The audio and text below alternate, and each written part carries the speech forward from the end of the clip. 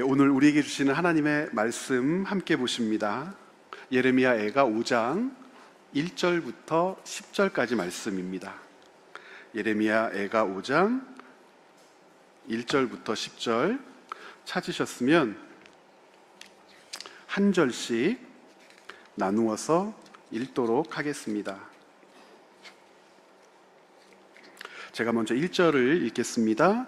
여호와여, 우리가 당한 것을 기억하시고 우리가 받은 치욕을 살펴보옵소서.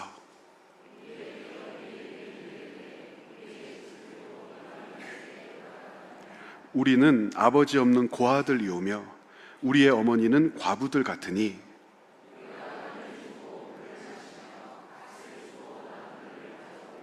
우리를 뒤쫓는 자들이 우리의 목을 눌러싸우니 우리가 기진하여 쉴 수 없나이다.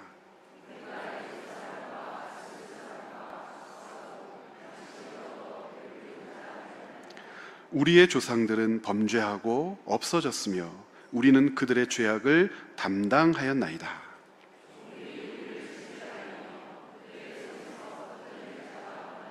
2절 함께 읽습니다.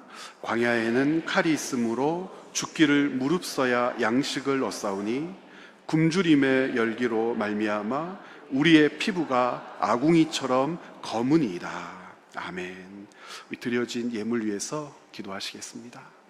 살아계신 아버지 하나님, 감사합니다.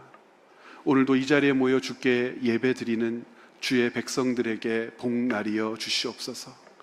우리가 하나님의 백성이라고 하는 사실을 문 영혼들이 목격하고 발견하게 하여 주시옵소서. 사람들은 돈을 생명처럼, 권력을 자기의 모든 것처럼 여기며 살지만 그리스도인들에게 돈은, 그리스도인들에게 주어진 권한과 권력은 언제나 소명임을 우리로 깨닫게 하여 주시옵소서. 하나님이 맡기신 자리, 하나님이 맡기신 일들을 늘 기뻐하며 붙들게 하여 주시고, 지치고 힘들 때마다 주님께서 주시는 위로와 격려와 한없는 은혜가 우리에게 맡겨진 그 일들을 잘 감당할 수 있는 원천이 되게 하여 주시옵소서. 땀 흘려 일하는 자리마다 새어나가는 것, 수고하여도 열매 맺지 못하는 고단함 없게 하여 주시옵소서.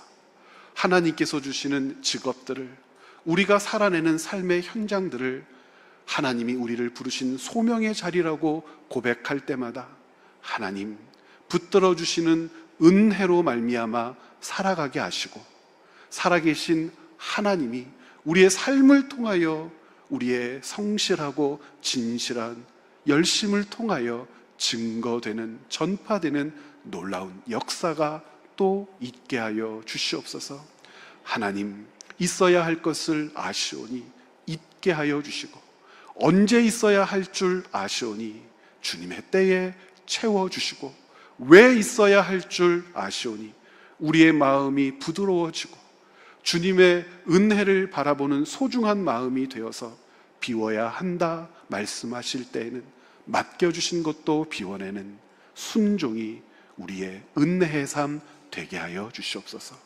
오늘도 말씀을 읽었습니다. 예레미야 애가의 마지막 단락을 읽어내는 동안 주님의 뜻을 분별하여 알게 하여 주옵소서.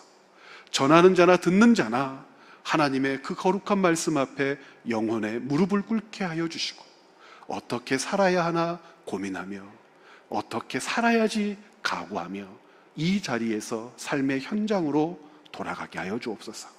감사드리오며 예수님의 이름으로 간절히 기도드리옵나이다. 아멘. 예레미야 애가는 5장까지 있죠. 우리 읽은 예레미야 애가 이 5장은 앞에 읽었던 4장까지와는 분위기가 조금 달라요. 1장부터 4장에서는 화자들이 바뀌기도 합니다. 예루살렘 성 자체가 마치 말하는 사람처럼 의인화되어 등장하기도 하고, 고통당하는 예루살렘 백성들이 하나님께 자기들의 삶과 처지를 고백하기도 하는 방식으로 기록되었다면, 이 예레미야 애가 5장은 이 예레미야 애가를 기록한 기록자, 혹은 우린 저자라고도 부르고 어떤 사람들은 예레미야라고도 부르고 통상 선지자 중 그 모든 것을 목격한 사람이라고 생각을 하는데, 그 사람이 하나님께 올려드리는 기도로 되어 있는 것, 그러니까 하나님께 올려드리는 기도로 가득 찬 장이 5장입니다. 그러면 이 저자, 선지자는 하나님께 어떤 기도를 올려드렸을까? 이스라엘 백성들, 유다 백성들의 처지를 하나님께 올려드렸어요. 어떤 처지냐면 많은 것, 모든 것을 잃었다고 고백합니다. 즉 상실한 그 아픈 마음, 고통스러운 마음을 하나님께 기도로 올려드립니다. 상실한 마음을 하나님께 올려드렸다는 것, 그러면 무엇이 그들에게서 잃어지고 잊혀졌으며 없어졌는가? 우리는 이 기도의 내용을 통해서 찾을 수가 있겠죠. 그래서 여러분들에게 상실이라고 하는 이 주제를 가지고 예레미야, 애가 이 5장 말씀을 살펴보려고 합니다. 여러분, 상실이라고 하는 단어 아시죠? 상실. 오늘 말씀의 제목도 상실의 시대 이렇게 붙여서 여러분들과 말씀을 나누려고 하는데, 상실이라고 하는 말을 조금 정리할 필요가 있죠. 상실이라고 하는 말은 무언가를 잊었을 때, 잃었을 때 사용하는 단어입니다. 기억 같은 것을 잊었을 때도 상실감이 찾아오기 때문에 상실이라고 하는 개념을 적용하고, 무엇인가를 잃어버렸을 때에도 상실이라고 합니다. 그런데 잊는 것이나 잃은 것이나 원하지 않았을 때 상실이라고 하는 이 개념이 어울리는 것 같아요. 세월이 지나고 시간이 지나서 도무지 생각이 나지 않는, 그땐 참 좋았는데 어떻게 좋았는지, 왜 좋았는지, 좋았다라고 하는 그 이미지만 남고 구체적인 것들은 하나도 떠오르지 않을 때 참 속상할 때가 굉장히 많죠. 그때 사람들은 상실감 같은 걸 느낀다 그래요. 원하지 않는 것들을 잃었을 때 붙들고 있고 싶고 지키고 싶었는데 어떤 힘에 의해서 상황 때문에 놓을 수밖에 없고 내 손에서 빠져나갈 수밖에 없는, 그것을 지켜볼 수밖에 없는 그런 순간들도 상실의 고통, 상실의 아픔을 느낀다 그래요. 그래서 이 상실이라고 하는 말은 잊은 것, 잃은 것, 그러나 어떤 원하지 않는 상황, 상태 때문에 잊어버리고 잃어버린 것을 상실했다라고 하죠. 그런데 이 상실이라고 하는 개념이 이 예레미야 애가에서 우리에게 주어지고 확인될 때에는 조금 상황이 다릅니다. 이 예레미야 애가에서 선지자가 하나님께 우리는 상실했습니다 라고 고백하는 기도를 올려드릴 때는 정말 상황이 달라요. 어떤 상황으로 하나님 앞에 이 기도를 올려드리고 있냐면, 이 상실이라고 하는 말이 가지고 있는 다른 측면의 것들을 붙들어서 하나님께 올려드리고 있어요. 잃은 것과 잊은 것을 아우르는 말이기도 한데, 때때로는 이럴 때도 있습니다. 가지고 있었을 때는 그 가치를 모르는 거예요. 내 곁에 있을 때는 소중한 것을 잘 모르는 거예요. 그래서 어떤 사람은 가지고 있는 것이 있는 것만으로도 귀찮기도 하고 버겁기도 하고 그리고 계속해서 마음에 걸리기도 해서 버려버릴 때가 있죠. 외면할 때가 있죠. 그리고 나서 시간이 지나고 세월이 지나서 그것들을 다시 찾으려면 없을 때가 있지요. 어떤 예들이 있습니까? 옷을 정리하다가 정말 꼴보기 싫고 어울리지도 않는 것 같고 이제는 필요 없다고 생각해서 옷을 버려버릴 때가 있지요.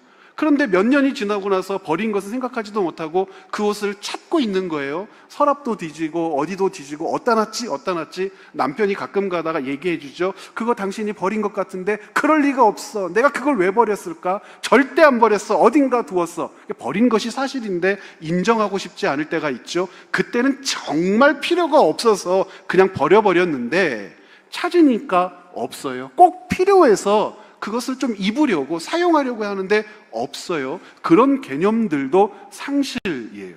필요할 때 찾아 나섰지만 없어요. 이유는 다른 데 있지 않지요? 필요 없다고 판단했던 때가 있는 거예요. 그때는 버려버린 거죠. 예레미야 애가에서 지금 이 저자가 하나님께 올려드린 기도의 내용이 그런 것이에요. 이스라엘, 유다는 하나님을 버려버린 거예요. 하나님을 버려버리고 나서 얼마나 많은 것을 잃었는지 잃게 되었는지를 확인하는 거예요. 그럼 하나님을 왜 버렸을까요? 하나님이 곁에 계실 때, 하나님의 자녀로 살 때 하나님이 정말 불편했던 거예요. 하나님이 필요한 분인지 필요 없는 분인지 가늠하지 못할 만큼 희미한 존재였던 거예요. 있는지 없는지 계속 신경은 쓰이는데 내게 큰 유익은 되지 못한다고 생각했던 거예요. 그리고 무언가를 좀 해보려고 하면 계속 걸리는 존재가 되어버리는 거예요. 큰 유익도 되지 않고 도움도 되지 않는데 계속해서 마음에 걸리는 그런 분. 어떻게 하기로 결정했냐면 버려버리기로 결정한 겁니다. 하나님이 있기 때문에 너무 불편하니까 하나님을 그냥 좀 버려버렸으면 좋겠는 거예요. 하나님의 백성이라고 일컬어지는 것이 도움이 되지 않는 거죠. 뭔가 땅도 좀 넓혀보고 싶고 풍요롭게 살고 싶고 누리면서도 살고 싶은데 하나님이라고 하는 존재 때문에 이걸 잘 할 수가 없는 거예요. 걸려요. 걸기적거려요. 필요는 없어요. 내가 좀 뭔가 풍요롭고 즐기고 누리고 살고 싶을 때 도움은 주시지 않아요. 자꾸 하지 말라고 그러는 거예요. 그렇게 하는 것은 죄라고 얘기하는 거예요. 하나님께서 이스라엘 백성, 유다 백성을 이 땅에 부르신 목적 이유는 그런 게 아니라고 자꾸 그러시는 거예요. 얼마나 힘들고 어렵든지. 그런데 때때로 그런 분이 도움도 돼야 되는데 도움도 안 되는 것 같아요. 전쟁할 때마다 돕지도 않으세요. 번번이 나자빠져요. 그런 순간 북이스라엘이라고 한 나라는 아예 없어져 버렸어요. 그래서 꾀를 내는 거죠. 힘을 내는 거죠. 어떤 힘을 내냐면 하나님이 없어도 살아낼 수 있다는 꾀. 하나님 없이 살아가고자 하는 열심. 하나님을 의식하지 않고 하나님을 좇지 않고 그래서 자기들을 힘들게 하고 괴롭혔던 아수르와 타협하기도 하고 어떻게 하면 도움을 받을까, 이 위기를 이겨낼까 찾아봤더니 애굽이라고 하는 나라가 도울 수 있지는 않을까, 하나님 없는 것처럼 애굽과 상의하기도 하고 그렇게 하나님을 버려버린 겁니다. 불편한 하나님, 까다로운 하나님, 있는 것만으로도 짜증나는 하나님, 왜 옆에서 우리의 삶을 참견하실까? 도움도 안 되는 하나님, 그 하나님을 버려버린 거죠. 그 버려버림으로부터 알게 되고 깨닫게 된 상실이라고 하는 것이 있더라는 거예요. 그렇게 해서 어떤 상황에 놓였냐, 어떤 상실의 상태에 빠졌냐, 예레미야 애가 5장 2절에 보면 구체적으로 무엇을 상실했는지 우리에게 가르쳐줘요. 예레미야 애가 5장 2절 함께 읽어보죠. 우리의 기업이 외인들에게, 우리의 집들도 이방인들에게 돌아갔나이다. 그래요. 여러분, 우리의 기업, 땅을 이야기하는 겁니다. 그리고 그 밑에 절로 계속해서 읽어보면 우리가 판 우물에서 물을 마시려고 해도 돈을 내야 마실 수 있는 지경에 되었습니다. 이런 기록도 있죠. 4가지 정도가 되는 거예요. 땅을 잃었고 우물도 잃었고 집도 나라도 잃었다. 우리는 이것들을 상실해 버렸다. 이것들을 우리의 소유라고 말할 수 없게 되었다. 땅, 우물, 집, 나라를 잃어요. 이거를 잃었다고 하나님께 고백하고 고통스럽다고 아프다고 하나님께 기도를 올려드리고 있단 말이죠. 그런데 여기서 점검해야 될 게 하나가 있어요. 무엇이냐면 예레미야 애가를 읽다 보면, 특별히 5장을 읽다 보면 어떤 단어가 반복해서 등장하냐면 우리가, 우리에게, 우리를, 우리 것이라고 하는 이 우리라고 하는 개념이 계속 반복해서 등장해요. 이 우리가 무엇과 연결되어서 나타나냐면 우리 땅, 우리 기업, 우리 우물, 우리 집, 우리 성, 우리 나무의 열매들을 잃었습니다. 그래요. 우리 것입니다. 라고 그래요. 그런데 여러분, 점검해보면 유다 백성들이 지금 잃었다고, 상실했다고 이야기하는 그 우리 것이 유다 백성들의 것이었을까요? 원래 유다의 소유였을까요? 우리 것을 잃었다고 하는데, 신명기 말씀 보면 우리 것이라고 하는 이 유다의 주장이 얼마나 허황된 것인가를 금방 알 수 있는데, 신명기 6장 10절부터 11절 말씀 한번 보시겠습니까? 유다 백성들이, 이스라엘 백성들이 요단강 동편에서 요단강을 건너 가나안 땅에 들어가잖아요. 그 직전에 하나님께서 주셨던 은혜의 말씀이에요. 자, 10절 함께 읽습니다. 내 하나님 여호와께서 내 조상 아브라함과 이삭과 야곱을 향하여 네게 주리라 맹세하신 땅으로 너를 들어가게 하시고 네가 건축하지 아니한 크고 아름다운 성읍을 얻게 하시며, 11절의 연에서 보면 이렇게 되어 있어요. 네가 채우지 아니한 아름다운 물건이 가득한 집을 너에게 줄 것이고 네가 파지 아니한 우물을 너로 차지하게 할 것이고 네가 심지 아니한 포도원 감람나무를 차지하게 할 것이다. 지금 예레미야 애가 5장에서 자신들이 상실했다고 이야기하는 것이 본래 누구 것이고 누구로부터 주어진 것이라고 이야기해요. 본래 하나님의 것이고 하나님의 소유였는데 하나님께서 자기 백성들에게 주신 선물과도 같은 것이라고 이야기를 해요. 땅을 잃었고 우물을 잃었고 집과 나라를 잃었습니다 라고 얘기하는데, 이스라엘 백성들은 자신들의 힘으로 땅을 얻거나 만들어낸 적 없고요, 자신들이 판 우물을 마신 적이 없고요, 자신들이 건축한 집을 자기 소유로 얻은 적 없고요, 자신들의 지혜와 힘으로 민족을 나라로 구성하여 일으켜 세운 적이 없어요. 민수기 6장 이 말씀대로라면 하나님께서는 그들에게 땅을 주셨고요, 그들이 건축하지 않은 집을 주셨고요, 그들이 파지 않은 우물 물을 주셨고요, 그리고 그들이 심지 않은 포도 열매, 올리브 열매, 무화과 열매를 먹게 하셨어요. 하나님의 것을, 하나님의 소유를 하나님이 붙들고 계셨던 것을 이스라엘 백성들에게 옮겨 맡게 하셨단 말입니다. 여호수아 24장에 보면은요, 이것이 성취된 측면에서 다시 한번 기록돼요. 24장 13절에 보면 이렇게 말씀하시죠. 내가 또 너희가 수고하지 아니한 땅이라고 되어 있고요, 건설하지 않은 성읍이라고 되어 있고요, 그리고 심지 아니한 포도원과 감람원의 열매를 먹는다 하셨는데, 진짜 요단강을 건너가서 그렇게 되는 거예요. 하나님께서 그들에게 주셨음을 그들이 누림으로 깨닫게 되는 거예요. 그들이 수고하지 않고 그 땅을, 건축하지 않고 집을, 파지 않고 우물을, 심지 않고 각종 아름다운 나무의 열매를 얻게 된 것, 그것을 상실했다고 고백하는데, 그것은 본래 그들의 것이 아니요, 하나님의 것이었단 말입니다. 자, 상실했어요. 그런 것을 모두 잃었어요. 왜 그랬을까요? 말씀드렸던 것처럼 하나님을 버렸더니 그들은 모든 것을 잃었습니다. 왜 하나님을 버렸더니 모든 것을 잃었을까? 1차적인 이유는 본래 그들의 것이 아니라 하나님의 것이었는데, 소유권자인 하나님을 버렸으니 소유도 없어지는 거죠. 이스라엘이 가지고 있는 기업을 나할라라고 부르자고 했잖아요. 왜 굳이 나할라 고유명사를 쓰면서 이렇게 불러야 한다고 여러분들에게 말씀드렸어요? 이방 나라들, 그들이 가지고 있었던 소유와 이스라엘이 가지고 있었던 소유는 달라요. 그 땅의 개념이 달라요. 소유할 수는 있었죠.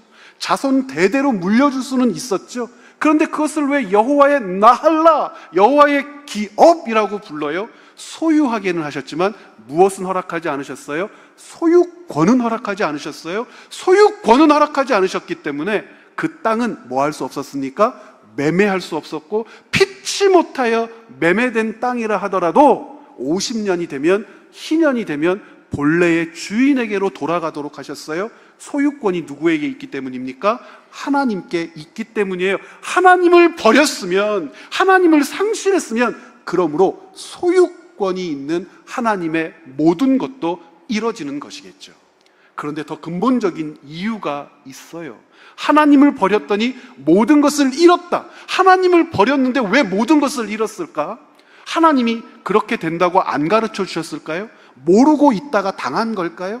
하나님을 버리면 안 되는데 좀 가르쳐 주시지. 하나님을 잘 섬겨야 하나님이 우리에게 맡겨주신 땅이건 집이건 우물이건 과수원이건 계속해서 유지할 수 있었는데 왜 하나님을 버리면 잃는다고 안 가르쳐 주셨을까? 그럴 리가 있습니까? 가르쳐 주셨죠. 너무나 분명하게 가르쳐 주셨죠. 레위기 말씀에 보면 아주 정확하게 가르쳐 주셨어요. 레위기 18장 28절 말씀에 보면 이렇게 기록되어 있습니다. 자, 28절 말씀 함께 읽어봐요. 너희도 더럽히면 그 땅이 너희가 있기 전 주민을 토함같이 너희를 토할까 하노라. 너희를 뱉어버릴 거야. 그 땅이 너희를 뱉어버릴 거야. 너희의 소유라고? 너희 것이라고? 똑똑히 들어라. 내가 너희를 그 땅에 왜 있게 했는지, 그 땅에서 너희에게 주어진 의무가 무엇인지, 어떻게 살아야 하는지를 잊어버리면, 그렇게 살지 않으면, 하나님께서 요구하시는 삶을 살아내지 않으면 그 땅이 너희를 토해낼 거야, 뱉어버릴 거야 라고 했어요. 하나님께서 분명하게 말씀하셨어요. 그 내용이 무엇인가? 29절부터 보면 가증한 모든 일을 행하는 자는 그 백성 중에서 끊어질 것이고, 30절에 보면 명령을 지키고 너희가 들어가기 전에 행하던 가증한 풍속을 하나라도 따름으로 스스로 더럽히지 말아라. 나는 하나님이야. 즉 하나님께서 이스라엘 백성에게 그 땅을 소유하게 하시고 집을 갖게 하시고 우물물을 마시게 하시고 심지 않은 과실을 따 먹게 하셨던 이유, 그 땅에 들어가게 하신 분명한 이유가 있었더라는 거예요. 그 분명한 이유가 뭘까? 우리가 수요일 날 에베소서 말씀을 강의하면서 존재의 목적이었어요. 존재 목적. 하나님의 백성에게는 존재의 이유와 목적이 있다고 말씀드렸어요. 결론은 무엇이었습니까? 은혜의 사람으로 살게 하신 것이었어요. 하나님께서는 자기 백성을 은혜의 사람으로 살게 하셨어요. 은혜의 사람이라고 하는 것이 무엇일까? 우리 에베소서 말씀 통해서 여러분들 확인하시고요. 구약 시대에는 하나님께서 이스라엘 백성들에게 어떤 존재의 목적을 주셨을까? 이스라엘 백성들이 착각하고 오해했던 것이 하나가 있어요. 어떤 착각과 오해에 빠졌냐면 예루살렘 성, 예루살렘이 있던 그 땅을 시온이라고 불렀어요. 그리고 자신들을 뭐라고 칭했냐면 시온의 백성이라고 했습니다. 시온이라고 하는 그 개념은 여러 가지가 있지만 선택되었다라고 하는 그 중심 개념으로부터 나오거든요. 모든 민족 중에서 하나님이 우리를 선택했다. 그리고 우리를 불렀다. 그러므로 우리는 거룩한 하나님의 백성이야. 이것이 시온 백성이라고 하는 개념이고요. 그 시온 백성됨은 흩어지거나 잊혀지거나 없어지지 않을까요? 왜냐하면 하나님이 우리와 함께 하시니까. 왜 함께 하시냐면 하나님은 당신의 집을 우리 가운데 두셨으니까. 무엇이죠? 성전이에요. 제가 지난번에 말씀드렸던 성전신학, 절기신학이 그런 거예요. 이스라엘 백성들은 아주 그 생각에 굳건했단 말이에요. 자신들을 시온 백성이라고 부르면서 예루살렘이 있었던 그 땅과 자기 백성됨을 같은 가치라고 생각했고, 예루살렘 성전이 있고 그 예루살렘 성전을 수종들어 하나님께 예배하는 자신들의 권위와 가치가 동일하다고 여겨서 땅과 백성의 가치가 동일하다고 생각했어요. 땅에 우리가 살고 있는데 우리라고 하는 존재의 가치와 그 땅의 가치가 동일한 거야, 비례한 것이야, 절대 우리는 놓지 않을 거야 라고 생각했어요. 여러분, 과연 그럴까요? 과연 그럴까요? 하나님께서 그 땅을 가치 있다 하신 이유가 뭘까요? 그리고 이스라엘 백성을 시온 백성이라고 부르며 가치 있다고 하신 이유가 뭘까요? 요것부터 확인하셔야 돼요. 창세기에는요, 그 이유, 그들이 왜, 그 땅이 왜 가치 있는 곳, 가치 있는 사람이 되었는지를 분명하게 가르쳐줘요. 창세기 22장 2절, 여러분 창세기 22장이 어떤 말씀인지 알고 계시죠? 하나님께서 아브라함의 하나밖에 없는 아들 이삭을 잡아 제물로 드리라고 했어요. 아브라함이 순종하죠. 그 장면이에요. 22장 2절 말씀 같이 한번 읽어볼까요? 여호와께서 이르시되 내 아들 내 사랑하는 독자 이삭을 데리고 모리아 땅으로 가서 내가 네게 일러준 한 산 거기서 그를 번제로 드리라. 이 모리아 땅으로 가서 그 모리아 산에서 하나님께 예배하라고 하셨었어요. 그럼 그 모리아 산이 어떤 곳인지 다시 한번 확인하게 하는 내용이 역대하 3장에 기록되어 있는데, 역대하 3장 1절 말씀 또 같이 읽어볼까요? 솔로몬이 예루살렘 모리아산에 여호와의 전 건축하기를 시작하니 그곳은 전에 여호와께서 그의 아버지 다윗에게 나타나신 곳이요 여부스 사람 오르난의 타작 마당에 다윗이 정한 곳이라. 다윗이 역대상 21장에서 자기 군대 숫자를 계수했다가 하나님의 진노를 사고 백성들이 하나님의 진노 가운데 질병이 걸려 죽잖아요. 그 죽는 그것이 그쳤던 땅이 오르난의 타작마당인데, 그 오르난의 타작마당은 모리아에 있었고, 그 모리아가 예루살렘 성의 중심이었고, 그 모리아 산 위에 성벽뿐만 아니라 하나님께 예배드리는 성전도 건축된 거예요. 알고 봤더니 그 모리아 지역은 처음 아브라함이 하나님께 독자 이삭을 갖다 바치려고 했던 곳이죠. 그 바치려고 했던 곳에서 어떤 일이 일어났어요? 22장 14절 보니까 이런 기록이 있어요. 아브라함이 그 땅 이름을 여호와 이레라. 왜 여호와 이레라고 했죠? 이삭을 잡아 죽이려고 했더니 하나님이 아브라함아, 아브라함아 말씀하시면서 수풀에 순양 하나가 이 뿔이 걸려가지고 움직이지 못하는데 그것 가져다가 예배 드리라고 하나님이 친히 준비하시고 이삭을 살리셨어요. 그것을 목격하고 하나님께 예배 드리면서 그곳을 여호와 이레라고 불렀던 땅이란 말이에요.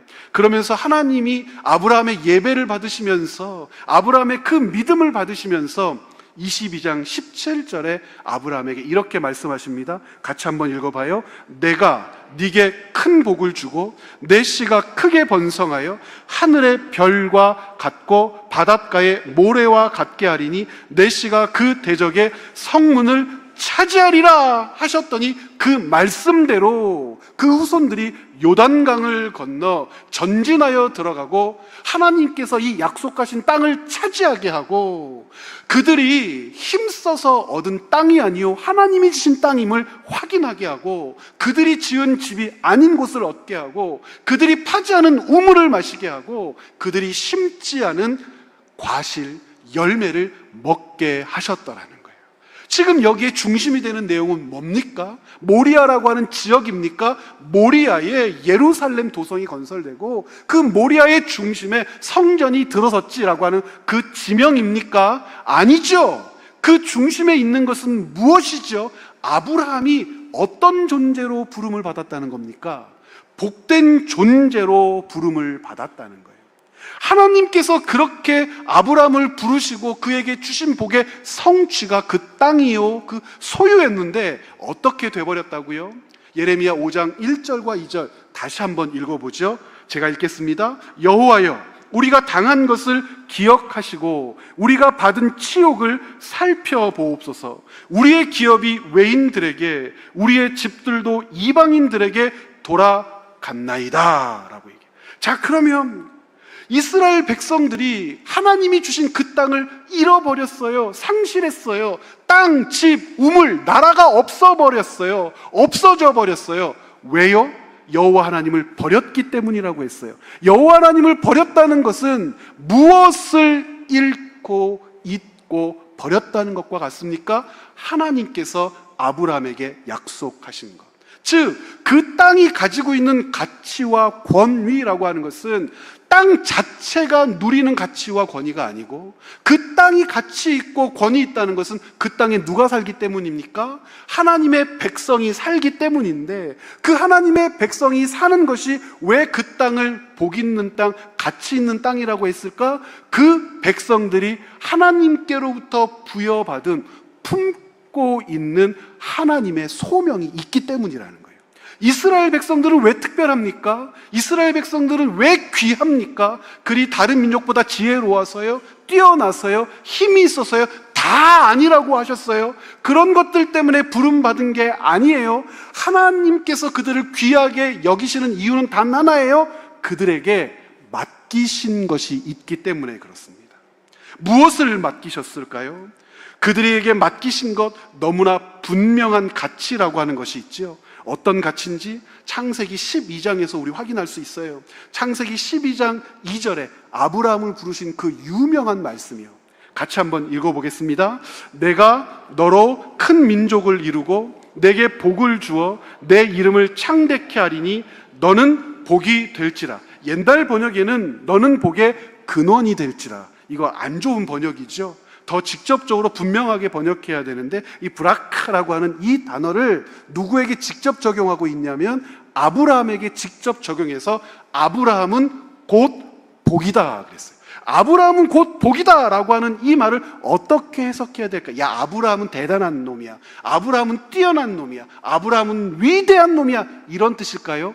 그런 뜻이 아니고 12장 3절에 바로 주석해줘요. 해석해줘요. 12장 2절 말씀을 12장 3절에 어떻게 주석되고 해석될까? 한번 읽어볼까요? 너를 축복하는 자에게는 내가 복을 내리고 너를 저주하는 자에게는 내가 저주하리니 땅의 모든 족속이 너로 말미암아 복을 얻을 것이라. 그러니까 너로 말미암아 복을 얻을 것이다. 이거에 대한 조금 더 생생한 이해, 공동 번역에 조금 더 생생하게 이해하도록 번역이 되어 있는데 공동 번역에 보면 이렇게 되어 있어요. 세상 사람이 네 덕을 입을 것이다. 무슨 말이냐면 아브라함이 있는 것만으로 아브라함이 복이 되면 아브라함으로 인해 누가 덕을 볼 거예요? 세상 사람이 덕을 볼 거예요. 아브라함의 존재 이유, 가치가 바로 여기에 있어요. 아브라함은 반드시 있어야 돼요. 아브라함이라고 하는 사람이 있어야 세상 사람들이 덕을 보게 될 거니까. 아브라함으로 말미암아 덕을 본다는 것은 무슨 뜻일까요? 신약 시대로 같으면 에베소서에 가르친 대로 은혜의 사람이 되는 것. 하나님께서 주시는 영원한 생명을 얻는다는 게, 하나님 나라 백성이 된다는 게 인간이 가지고 있는 어떤 가치, 인격의 고상함, 가지고 있는 어떤 소유로 이루어지는 것이 아니요, 우리 주 예수 그리스도의 대속의 은혜로 이루어졌고 그 대속의 은혜 안에 머무는 자는 하나님이 주시는 영원한 생명을 누리고 하나님 나라 백성으로 살지요 라고 하는 그 가치, 우리는 은혜의 사람이라고 불렀는데 구약에서는 아브라함으로 인해서 문 영혼 열방 민족이 덕을 보고 살 거라는 거예요. 아브라함이 있으므로 하나님을 아브라함이 알게 된 것처럼 알게 되고, 아브라함이 있는 것처럼 하나님이 아브라함을 통하여 열방과 민족을 다스리게 되고, 온 세상의 참 주인 왕이 누구이신지에 대하여 아브라함을 통하여 열방과 민족이 보게 되고 믿게 되고 살게 되리라는 것.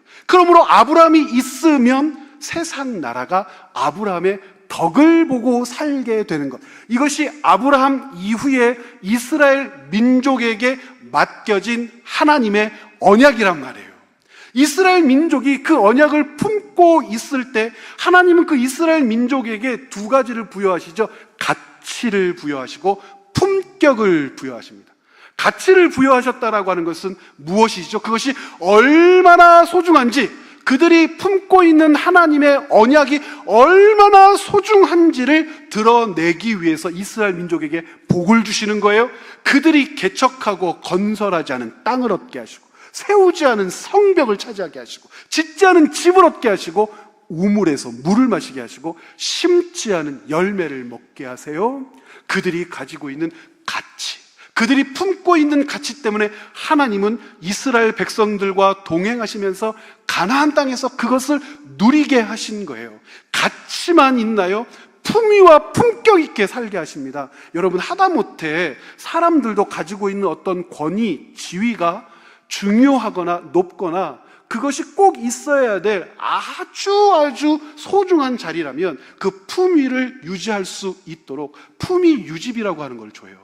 그 품격이 손상되지 않도록, 그 사람의 말이 얼마나 권위 있는지, 그 사람이 위치한 자리가 얼마나 소중한지 자동차도 주고 기사도 주고 법인카드도 줘요. 그래가지고 그것들을 사용하면서 자기 자리의 권위, 위치, 자기가 하는 결정들의 소중함을 사람들로 대접받게 하세요. 품위를 유지하게 하신단 말이에요. 이스라엘 백성들이 품위를 유지하도록 하나님께서 그들에게 베풀어 주셨던 은혜라고 하는 것이 이렇게 정리된 거예요. 땅, 집, 우물, 성벽. 그들이 세우고 쌓고 만들지 않은 것, 그들의 힘으로 만들 수 없는 것, 그들의 힘과 능력으로 이룰 수 없는 것, 그들이 소유했다라고 하는 것은 그렇게 이스라엘 백성들에게 주어진 것이고, 이스라엘 백성들이라는 그 민족 자체가 중요해서가 아니라 그 민족이 중요한 이유는 그들에게 언약을 맡겨주셨기 때문이고, 그들이 그 언약을 붙들고 있는 동안 품위를 잃어버리지 않도록 품격 있게 살도록 그들을 붙드셨으며, 그 품위와 품격을 문 영혼들은 그 민족의 가치로 여기게 하셨단 말이에요. 그런데 그들이 어떻게 했어요? 뱉어버렸어요. 버려버렸어요. 불편하다는 거예요. 하나님이 주신 것을 누리는 것보다 더 많이 누릴 수 있겠는데, 하나님이 주신 것을 소유한 것보다 더 많이 소유할 수 있겠는데, 더 풍요로울 수 있겠는데, 더 많이 차지할 수 있겠는데, 어떻게 하면 되지? 어떻게 하면 되지? 불편해 죽겠는 거예요. 불편해. 그렇게 싸우면 안 돼. 그렇게 속이면 안 돼. 그렇게 법 잘못 집행하면 안 돼. 가난한 자들 업신여기면 안 돼. 고아와 가부를 돌봐야 해. 너희들은 전쟁에서 영토 차지하라고 내가 그 땅에 들여보낸 것 아니야. 힘이 있을 때는 숫자 계수해가지고 전쟁하려고 머리 썼다가 박살이 나버리고, 힘이 없었을 때는 어디서 도움을 받지? 어디서 힘을 끌어모으지? 사방으로 사신들을 보내며 무기를 사모으고 어떻게 해서든지 전쟁에 이겨보겠다고 눈을 벌겋게 뜨고 덤볐지만 북쪽 이스라엘 망해버리고 남쪽 유다도 망해버린 거죠. 그들에게 부여된 가치를 버려버린 거죠. 하나님을 버렸더니, 그래서 그들은 모든 것을 잃은 겁니다. 하나님을 버리고 모든 것을 잃은 상태. 예레미야가 5장 9절부터 10절 두 가지를 잃었다고 그랬죠. 가치를 잃고 품위와 품격을 잃었어요. 9절 같이 한번 읽어볼까요? 세 번역으로 한번 읽어보겠습니다. 먹거리를 얻으려고 쫓는 자의 칼날에 목숨을 내겁니다. 굶기를 밥 먹듯 하다가 살갗이 아궁이처럼 까맣게 탔습니다. 전에는 심지 않은 것을 먹었는데, 수고하지 않은, 타지 않은 우물에서 달고 시원한 물을 마셨는데, 하나님을 버리자, 하나님을 상실하자, 모든 것을 잃어버리죠. 그 이후 먹거리를 얻으려고 쫓는 자의 칼날에 목숨을 내거래요. 목숨을 걸지 않으면 먹을 것을 찾을 수 없어요. 여러분, 굶기를 밥 먹듯 하면 어떻게 돼요? 바싹 말랐다가 시커멓게 아궁이처럼 피부가 까맣게 타버렸대요. 이것은 사실을 묘사하는 거죠. 이스라엘 백성들이 처한 사실을 묘사하는 거지만, 이 두 구절 안에는 사실뿐만 아니라 상징도 듬뿍 담겨 있어요. 이 사실적 묘사를 통하여 이스라엘이 잃은 것이 무엇인지를 우리로 보게 합니다. 존재의 가치를 잃어버렸고요. 가치를 잃어버린 그 인생들에게서는 무엇을 찾을 수 없습니까? 품위와 품격을 찾을 수가 없어요. 결국 그들이 쫓았던 것, 그들이 붙들고 놓지 않으려고 했던 것, 하나님 대신에 붙들려고 했던 것, 하나님 대신에 소유하려고 했던 것이 그들을 만족시키거나 그들을 채우지 못하고 오히려 그것들을 쫓아 살되 비참하게 만들고,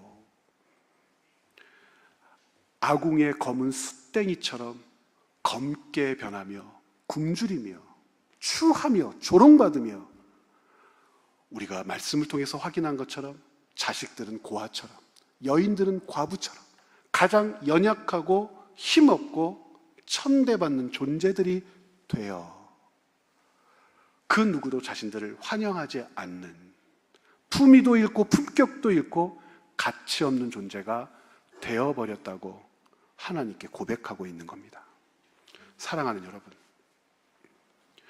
우리가 하나님 자녀로 불리우고 가치 있는 존재가 된 이유, 우리에게 심어주시고 맡겨주시고 붙들게 하신 하나님이 맡겨주신 것이 있기 때문이에요.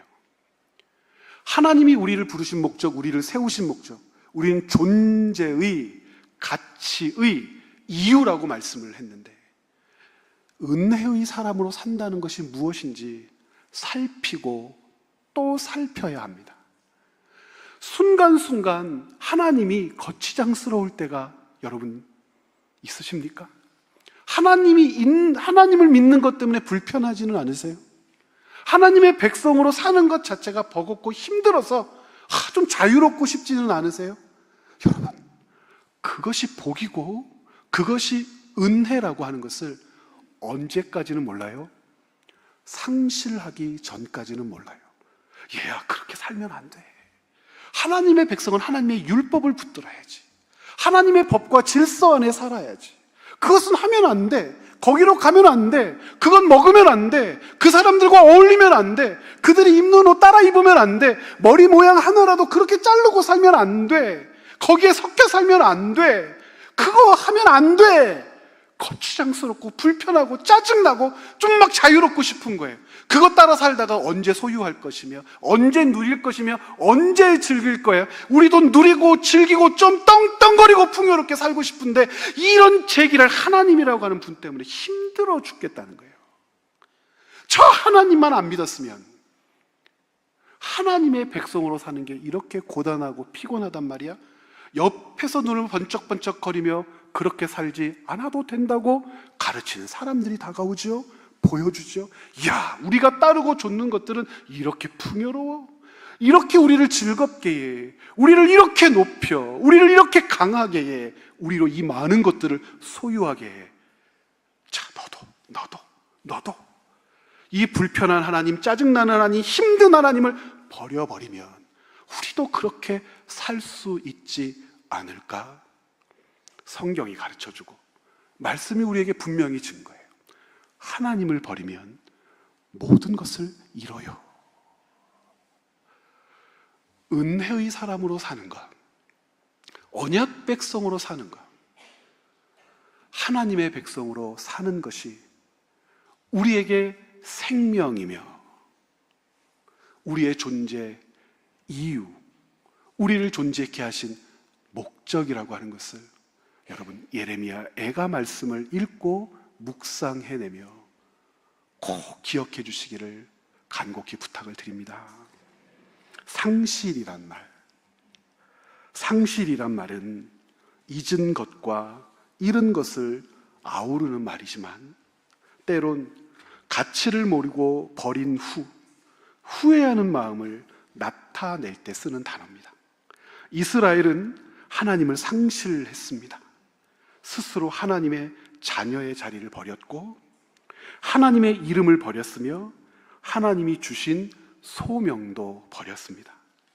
이스라엘의 상실은 하나님을 잊고 일어서만 상실이 아니라 스스로 버리고 던졌기에 상실이라고 부릅니다.